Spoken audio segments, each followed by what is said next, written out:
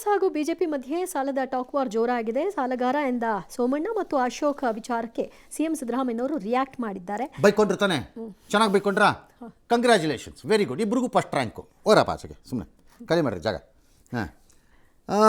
ಹುಬ್ಳಿನಲ್ಲಿ ಅದು ಯಾವುದೋ ಒಂದು ಜಿಮ್ ಅಂತೆ, ಅದಕ್ಕೆ ಯಾರೋ ಹೆಣ್ಮಗಳು ಹೋಗ್ತಿದ್ಲು, ಅವನು ಸಮೀರ್ ಅಂತೆ, ಅವನು ಅವಳನ್ನ ಪರಿಚಯ ಮಾಡ್ಕೊಂಡಂತೆ. ಈಗ ಅದು ಗಲಾಟೆ ಆಗಿದೆ. ಯಾಕೆಂದರೆ ಲವ್ ಜಿಹಾದ್ಗೆ. ಏನಕ್ಕೆ ಅಂದರೆ ಆ ಹೆಣ್ಮಗಳು ಹೇಳ್ತಾಳೆ ಅವನದೇನೋ ಡ್ರಿಂಕ್ಸ್, ಅದೇನೋ ನೀರಿಗೋ ಜ್ಯೂಸ್ಗೋ ಏನೋ ಮಿಕ್ಸ್ ಮಾಡಿ ಕೊಟ್ಬಿಟ್ಟ, ಆಮೇಲೆ ನನ್ನನ್ನು ರೇಪ್ ಮಾಡಿಬಿಟ್ಟಿದ್ದಾನೆ, ಡ್ಯಾಶ್ ಡ್ಯಾಶ್ ವಿಡಿಯೋ ಮಾಡಿದ್ದಾನೆ ಅಂತೆಲ್ಲ ಅವಳು ಈಗ ದೂರು ಕೊಟ್ಬಿಟ್ಟಿದ್ದಾಳೆ. ಈಗ ಲವ್ ಜಿಹಾದ್ ಆಗೋಗಿದೆ.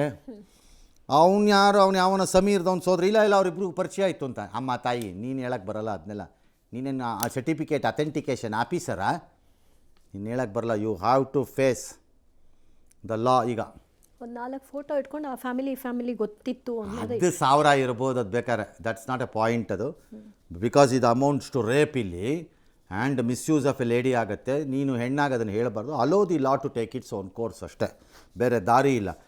ಎರಡನೇದು, ಈ ಥರದ ಜಿಮ್ಗೆ ಹೋಗೋವಾಗ ಮಾಡೋವಾಗ ಯಾರ ಜೊತೆ ಸಂಬಂಧ, ನಿಮ್ಗೆ ಯಾರ ಜೊತೆ ಬೇಕಾದ್ರೂ ಮಾಡ್ಕೊಳ್ಳಿ, ಅದಲ್ಲ ಪಾಯಿಂಟು.